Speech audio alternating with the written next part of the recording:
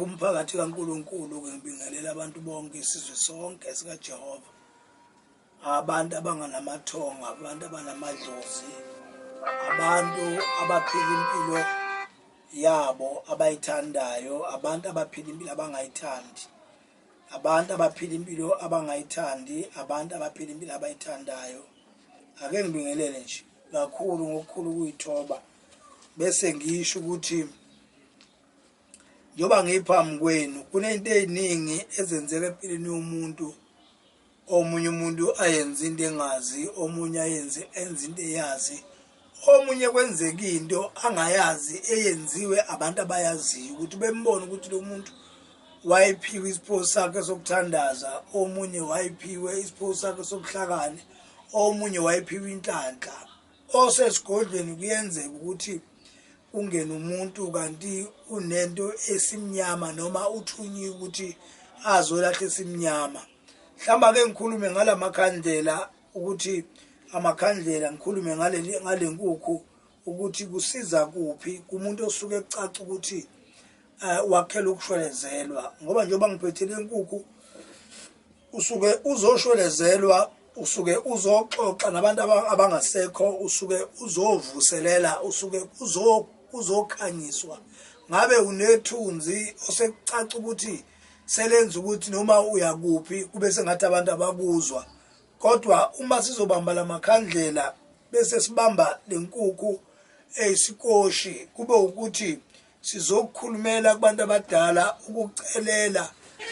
Ngalezo sikhathi masicelela sisuke senzele ukuthi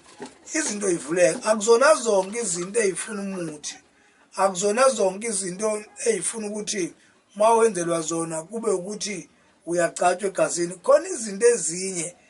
ezifuna ukuthi mazenziwa kumuntu. Ngeke ngaphatha imbuzi ngelinye ilanga ngithi ngizama ukutshela abantu ukuthi uyazi ni siyakwazi la kwaNgobese ukuthi masifuna ukukunikeza ukuphakamisa ukuthi wena uye phezulu empilweni sikwenzele njengembuzi emhlophe, kube ukuthi straight kube imbuzi emhlophe ogologo babili awobomvu nomhlophe bese sikwenzela kube nekhobongo lakhona. Namhlanje ngizohlala bazintshela abantu ngokuthi umuntu ezoshwelezelwa noma ehlanjululwa ezothi mayehlanjululwa kube ukuthi simguqisa la, hayi ngoba sisuke senzele ukuthi amathonga akhe abe la, kodwa ngoba isiphiwo esinikezwe thina uma sikuhlanganisa thina nathi ekuguqeni lapho esisebenzela khona kusuke kusho ukuthi abantu ohamba nabo abakini kuningi abenziwe kuko, usuzofuna usizo bese lithizwe ake sithole inkukhu eyisikoshi bese ke sikwenzela ngayo. Noma ngabe wabulala, noma ngabe wena waba njengomuntu othi mawuphila kwafika isigaba esithi wakhipha umntwana washonelwa ingane kwalezi efungu, kanti futhi okunye uhamba nedlozi, uhamba namathonga, bese sifuna ijuba noma sifune lenkukhu kodwa kube ukuthi inkukhu eyisikoshi bese sizoguqa. Lenkukhu mayisuka ikhona isuke ingahambi yodwa, lenkukhu mayisuke sizokwenza lona isuke ikhona enye futhi emhlophe. Kuye ngokuthi wena wenzelwa ini, ngoba uma umuntu ezolahlwa into eyisilwane kuphoqeleka ukuthi masimlahla sona akube ukuthi sesiyajula, siye sifune inkukhu emnyama bese sizomhlambulula ngale nkukhu nemhlophe kwenzela ukuthi makuphuma lesiyasilwane yena sesiyamhlambulula ukuthi zibuyele normal, ngoba ukhona umuntu ovalwa ngesilwane kube ukuthi ngesikhathi evalwa into zakhe ayisakhona ukuya phambili, kanti unedlozi elalifuna ukuphila kuyo, hayi lentwaso idlozi ephila kuyo kufanele libe isikhazimulo noma kube idlozi okufanele limnikeze ukuphila. Bese kucaca ukuthi izinto zalo muntu ayisakwazi ukuya phambili, akazi ukuthi uselanda imithi komhlabelingane, uselanda imithi eMozambique, uselanda imithi kwaZulu, usefike naseThekwini, usehambe izinyanga wayiqeda, kodwa into ayifuna akayitholi. Bese kuba ukuthi sesenza lezi zinto zokuthi akasihlambulwe yonke losuyisebenzisile ukuthi ikwazi ukuphila. Even unento endlini okufanele kulekelele, uyabona isijamile, akuma sizokuhlambulula bese sivula into zakho ukuthi zikwazi ukukhanya, bese sifuna ukuthi zikwazi ukuya phambili, bese sifuna zakho ukuthi zikwazi ukuphila ukuze wena uzokwazi ukuthi uphile. Ngoba ibhadi uhamba nalo mawumzali ligcina lehlele phezulu kwabantwana bakho, kucaca ukuthi ukhulelwe namhlanje, ukhulelwe uhamba nebhadi noma nento owagcina ubelethiswa yona. Leyo nto isizohlupha wena iphinde ihlupha abantwana bese ihlupha ngisho ikhaya. Kodwa uma sizokulungisela lokhu kusuke kuzokhanyisa ngalamakhandlela yelo suke simema isidalwa sakho bese kuba ukuthi ke siyasifuna nesimhlophe siyasifuna nesiblue siyasifuna nesigreen kodwa kube ukuthi lezo bani seyizothi mayikhanyiswa kube ukuthi wena uyaceliswa ukuthi kwaphakathi siyakwazi ukuthi uma sizokwenza malithizwi ake niqale imise ebophobeni lomuntu bese kuba ukuthi simbuyisa lapho bese ezokwenzelwa lento yokuguqa mayisuka lapho angaya nasolwandle mayisuka lapho bese buya ke eguquswe bese sihlambulula noma ahlanjululwe la bese eyolwandle ngoba ulwandle indawo eyokugcina lapho usuke sizazi khona ukuthi ila kufanele uye khona ngokuphila ngoba ulwandle la liphethe khona izinto zakho wena noma ngabe wazala umbethe wena noma buledlozi noma ngabe kuthiwa awuzange ubeledlozi noma uzala ngumphethe kodwa ulwandle ila kugcina khona into zonke okufanele ukuthi uma sesizophothula into yakho siye siyephothula khona ngiqonda ukuthi ngamanye amazwi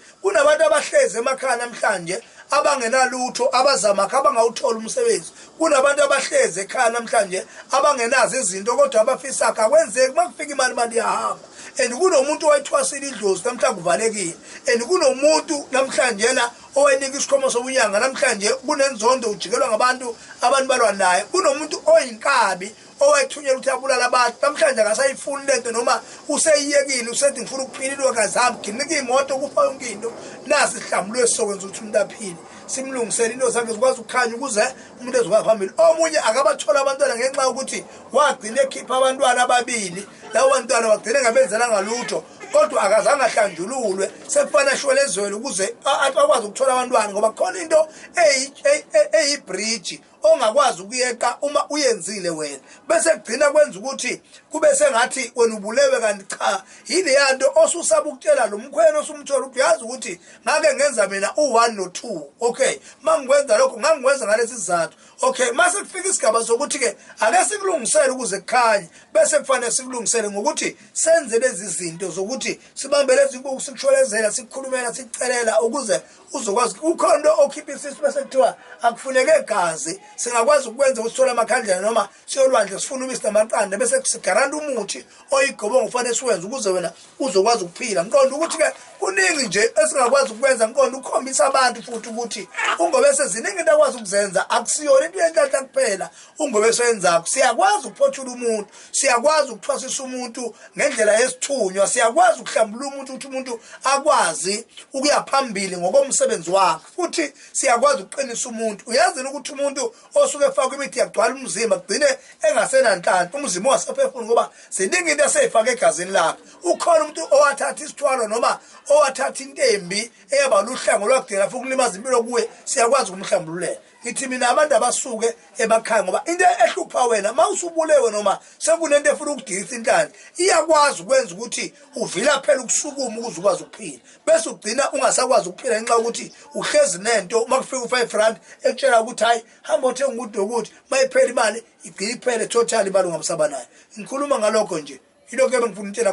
khona kulesikhathana esincane thatha le video idlulisele kumunye nomunye onenkinga nomunye uJehova uzokubusisa nanokuthi siyanikhulekela ukuthi lapha enikhona nikwazi ukuthi niphile nanokuthi abantu abasendleleni abantu abafisa ukuza kuNgobese bafike bezosetshenzwa ngoba la kwaNgobese kusetshenzwa isintu umuntu uyalashwa umuntu uyahlanjululwa umuntu uyakhulekiswa umuntu uyahlolelwa umuntu uyahlolelwa kuhlolwa nge300 rand umsebenzi wokugezwa umuntu bayihlanjwa nje kumele kungani kube u3.5 into yenhlanhla iqala ku6800 so lezi zinto zonke zenziwa ngalesi sikhathi kube ukuthi umuntu uyalungiselwa into zakhe zamadlozi ngisho umsamu straight ekhaya kwakho siyakwazi ukufika khona siyolungisa amanzi umsamu kube ukuthi lo muntu ohlanjwe umsamu wakho ukuze aphile siyakwazi thina ukuthi siyofika kwakho siyocupha ikhaya ukuze kuthiwe labantu abakha ngakho bavimbeke bengasakwazi ukuganga ngoba kunento eziningi ezenziwa empilweni yakho ongazi ukuthi kanti kwakhalanywa nini bese kuba ukuthi awazi ukuthi ufanele wenze njani awulale ekusuku namaphupho amabi uphuphulele nabantu besilisa uphuphulele nabantu besifazane uphuphulele nabelungu imali ugcina ukuyiphatha wena uyiphethe ephusheni ayifike ezandleni zakho siyakwazi ukulungisa konke lokho yini into ehlalele ekhaya kini ungasukumuze sizokwazi ukukunceda iloko nje bengifuna ukuthi pasop into efihle wena enhlizweni ungayisho ukuthi hayi ngake ngakabulala ngakhipha isisu ngake ngathunywa ngayo kwamakhelwane ngawudlisa umuntu washona and uyazi ukuthi leyo nto isuke idala ukuthi uma lo wamndeni uswenzela umsebenzi noma ucupha ithuna wena uzongena enkingeni bese kuyayikhathaza impilo yakho yonke ugcina ungazi wenzani kanti kuvinjwe ngaleli yathunzi